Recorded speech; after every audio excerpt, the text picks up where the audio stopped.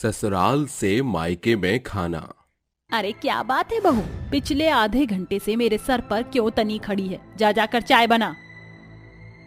मगर माँ जी, बगैर चीनी की चाय बनेगी कैसे? क्योंकि चीनी खत्म है।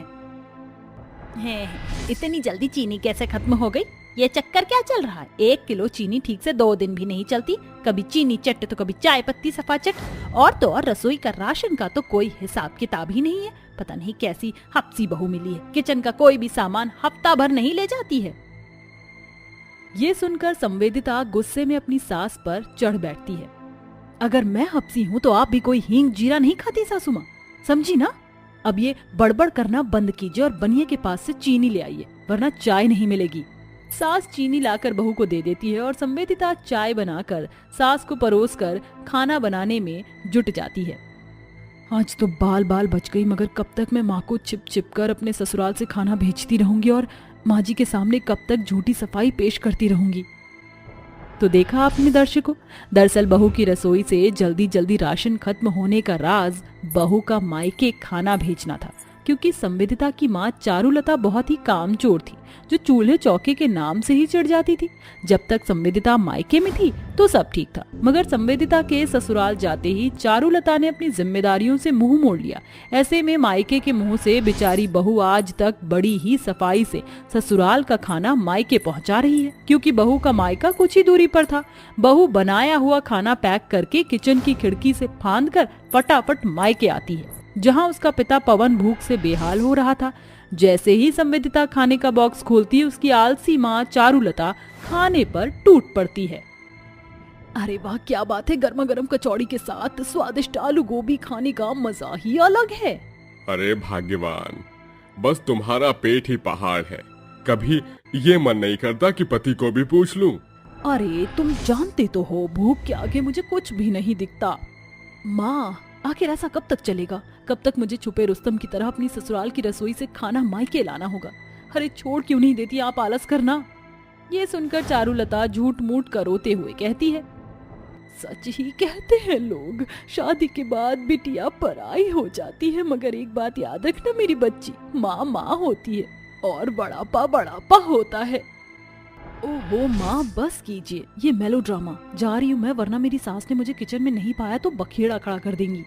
बेचारी बहू भाग भाग कर पीछे के रास्ते से अंदर आती है। तभी वहाँ खड़ी सास उसे घूरने लगती है। क्यों बहू रानी, घर में बतेरे दरवाजे होते हुए खिड़की से आने की जहमत क्यों उठा रही है? शुरू हो गई सासू माँ की इंस्पेक्शन, अब कैसे बचूं? अरे क्या हुआ बहू रानी, मुंह में ही फुसफुसाती रहोगी या बोलोगी? वो माँ जी, एक बड़ा सा चूहा ना टमाटर लेकर भाग गया, बस उसे ही मारने के लिए मैंने खिड़की से छलांग लगाई थी। हाँ, रहने दे बहू रानी, ये चंकी चाट की चालबाजी सास के साथ मत चला। अगर तू 72 पेच है बहू रानी, तो मैं भी 56 चूरी हूँ, कुछ तो झोल है। ऐसे ही दिन बीतते जाते हैं। बेचारी बहू ससुराल और मायके में बट कर रह जाती है। तभी एक दिन संवेदिता की कामचोर माँ चारुलता फोन पर फरमाइश करती है, मेरी बिटिया तात लई है। माँ, ये मक्खन लगाना बंद करो और मुद्दे पर आओ। अरे बेटी, वो आज ना मुझे पालक पनीर खाने का बड़ा मन है, तू वही बना कर लाना। चारुलता अपनी फरमाइश बताकर फोन रखती है और बेचारी बहू सर पकड़कर बोलती है, माँ के लिए तो मेरे ससुराल की रसोई 5 स्टार होटल हो गई है। फरमाइश दिया और फोन काट दिया। पालक पनीर बनाने से पहले मेरी खड़ूस सास 100 सवाल खड़े करेंगी। बहू सास के पास आकर बोलती है, माँ जी, वो मेरा पालक पनीर खाने का बहुत मन है, प्लीज कुछ पैसे दे दीजिए। ये सुनकर सुषमा अपनी बहू को फटकारती हुई बोलती है, अरे पैसे क्या पेड़ पर रुकते हैं? सारा पैसा तो रसोई का राशन खरीदने में खर्च हो जाता है। मेरे पास तेरी पालक पनीर की फरमाइश पूरी करने के लिए एक पैसा नहीं है। अरे भाग्यवान, इतनी कंजूसी करके कहाँ जाओगी? दे दो बहू को पैसे। हाँ माँ, वैसे भी पालक पनीर का खाने का चाव है। फिर ठीक है, अपने बेटे पर तो सुषमा सब न्यौछावर कर दे। सुषमा अपनी बहू को 500 रुपए का नोट दे देती है और संवेदिता पूरे पैसे खर्च करके मायके और ससुराल की रसोई पकाती है। अरे बहू, ये चूल्हे पर हांडी क्यों चढ़ा रखी है? मोहल्ले को दावत पर बुलाया है क्या? अरे नहीं माँ जी, ये तो अपने ही परिवार में खत्म हो जाएगा। अरे बहू, तेरा पेट एशिया से भी बड़ा है, इसलिए थोड़े में भरता नहीं है। जाने कब बंद होगी तेरी हफ्सी हरकतें। ये बोलकर सास वहाँ से चली जाती और बहू सभी को खाना खिलाने के बाद खाना लेकर मायके पहुँचती है। अरे आ गई मेरी बेटी, चल अब जल्दी से खाना खिला दे। हाँ हाँ क्यों नहीं, ये लो भर भर के खा लो, आपको तो बस चरने आता है, बस खाना बनाने के नाम से चिड़चिड़ी हो जाती है। अरे संवेदिता, तू चाहे लाख भिगो कर जूते क्यों न मार ले, मगर तेरी आलसी माँ को अपनी भूख के आगे बेटी के बसे बसाए घर की कोई परवाह नहीं है।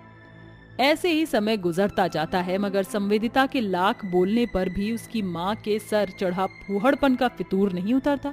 वहीं दूसरी ओर ससुराल का हर एक दिन संवेदिता पर भारी पड़ने लगता है, जब सास के ताने बाने बढ़ते ही चले जाते हैं। माँ जी आप यहाँ क्यों खड़ी हैं? अरे मैं कौन सा तेरे सर पर चढ़कर खड़ी हूँ, बना खाना। बेचारी बहू सास की निगरानी में खाना बनाते हुए बोलती है। ससुराल से मायके खाना भेजने का क्या खूब नजराना मिला है कि अब ये किचन मेरे लिए कटघरा बन गया है। संवेदिता खाना बनाकर ससुराल के लोगों में सर्व कर देती है। वाह संवेदिता, क्या डिलीशियस दाल मखनी बनाई है तुमने। सचमुच बहू खाना वाकई बहुत स्वादिष्ट है। सभी खाने में बिजी हैं, ये सही मौका है मायके में खाना देकर आने का। मैं जरा रसोई में जा रही हूँ।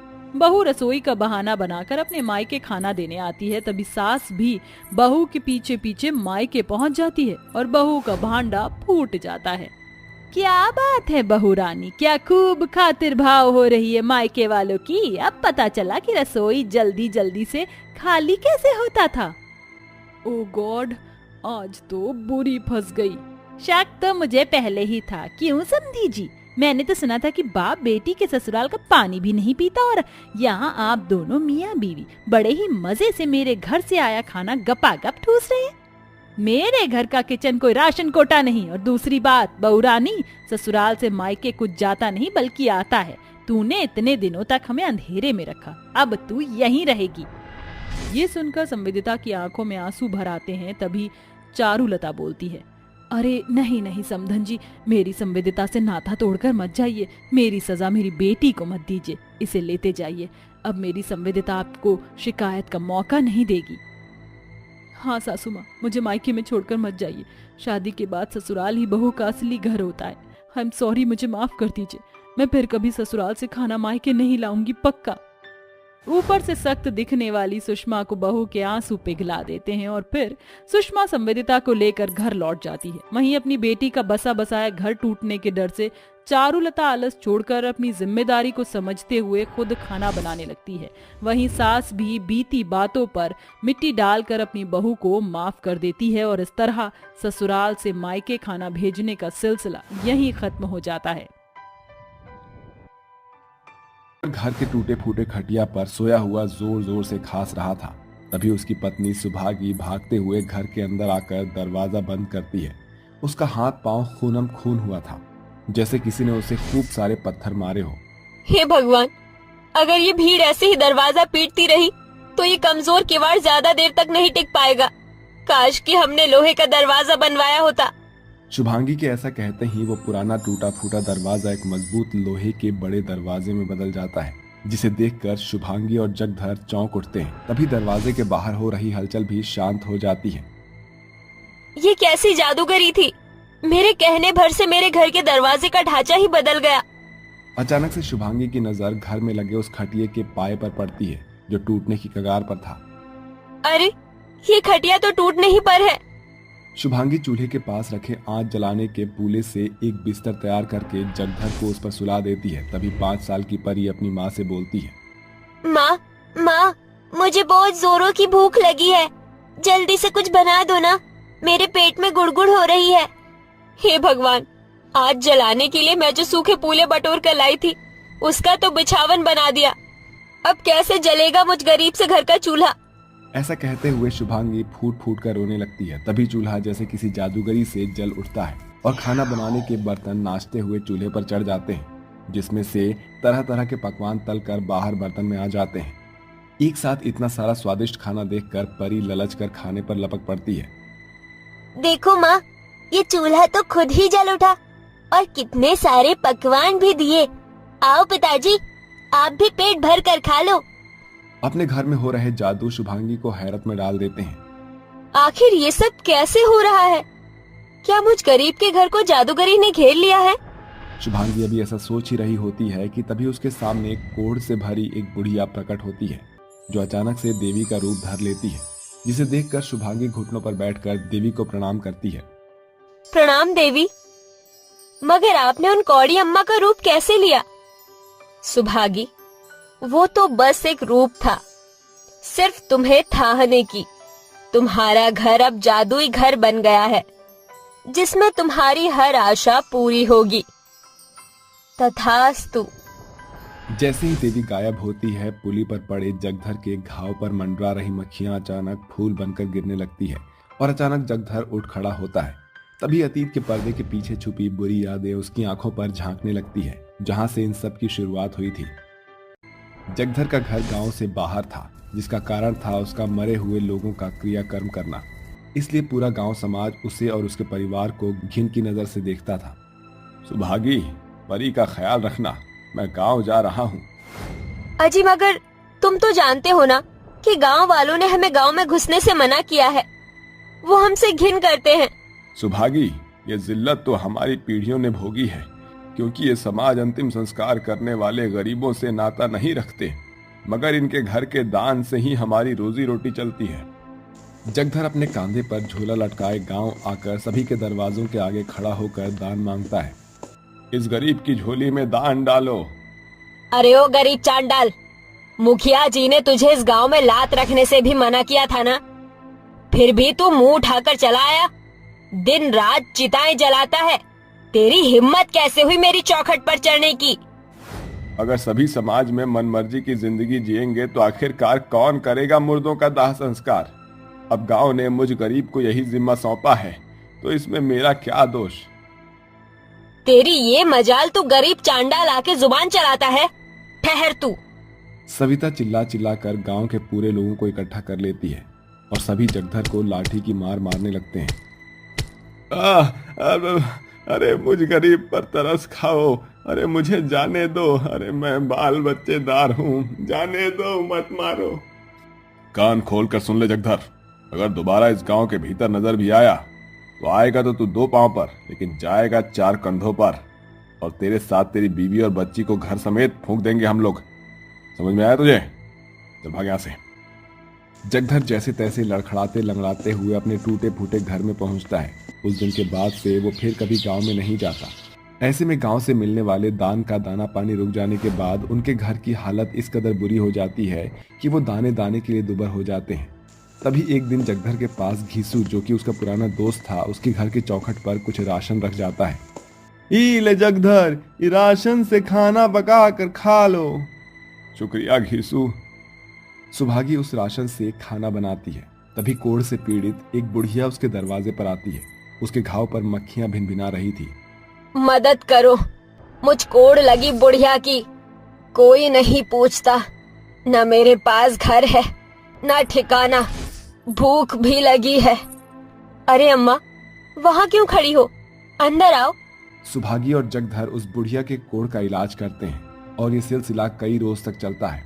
फिर एक दिन, शुक्रिया, तुम्हारी वजह से मेरा कोढ़ का रोग छूट गया। भगवान तुम्हारे घर को आबाद रखे। ये कहकर बुढ़िया चली जाती है, मगर शाम के ढलने तक जगधर का शरीर फफोलों से भर जाता है, मगर उसकी आशा नहीं टूटती। यही फल था कि बुढ़िया बनकर आई देवी उनके घर को जादुई घर के वरदान से भर देती है। माँ, क्या ये जादुई घर मुझे कपड़े दे सकता है? देखो ना, मेरे सारे के सारे कपड़े फटे पुराने हैं। अब ये मुझे बिल्कुल भी नहीं भाते हैं। जादुई घर, क्या तुम परी को कपड़े दोगे? परी की इतना कहते ही जादुई घर के छत से खूब सारे सुंदर कपड़े की बौछार लग जाती है, जिसे देखकर परी खुशी से उछल पड़ती है। अरे वाह, जादुई घर! तुम तो बिल्कुल अलादीन के चिराग के जैसे कमाल करते हो। सुभागी, अरे हमारे इस घर की छत जो है एकदम कमजोर हो गई है, और काहे ना हम इस घर का जो है नया सिरा से को नींव रखें। ऐ मेरे जादुई घर, क्या तुम हमारे इस गरीब घर को नया बना सकती हो? जगधर के इतना बोलते ही उसका टूटा फूटा फूस का कच्चा घर एक सुंदर से आशियाने में बदल जाता है, जिसमें जरूरत की हर एक चीज मौजूद थी। इस तरह से जादुई घर से न सिर्फ जगधर और उसके परिवार की भूखमरी खत्म होती है, बल्कि उनके सर पर पक्की छत भी आ जाती है। अजी देखो, हमारा घर कितना सुंदर बन गया। अब हमें गरीबी में दिन रात नहीं बिताना पड़ेगा। सुभागी अभी ऐसा बोल ही रही होती है कि तभी गांव की बड़ी भीड़ उनके घर की ओर चली आती है। अरे क्या बात है, आप सभी अचानक से यहाँ? गांव में सब ठीक तो है? सविता रोते हुए जगधर को सारी बातें बताती है। हमें तुम पर वो जुल्म नहीं ढाना चाहिए था। शायद हमारा गांव उसी का फल भोग रहा है। सभी खेत खलिहान सूख गए हैं, अनाज के भंडार भी खाली हो गए। हम सभी को दाने दाने पर आफत हो गई है। आप सभी चिंता मत कीजिए, मेरे रहते ये गांव भूखा नहीं रहेगा। जगधर पूरे गांव को जादुई घर के पास लाकर उसे खाना मांगता है। ऐ मेरे जादुई घर, मुझे इसी पल खूब सारा खाना दो, मेरा गांव भूखा है। इसी के साथ जादुई घर से खूब सारा स्वादिष्ट स्वादिष्ट खानों से भरी थालियां उसके सामने आ जाती हैं, जिसे देखकर सभी चौंक उठते हैं। अरे ये कैसा जादुई घर है? इसके भीतर से आदमी की बजाय खाना निकल रहा है। इतना ही नहीं अंकल, हमारा जादुई घर अपने आप में अनोखा घर है।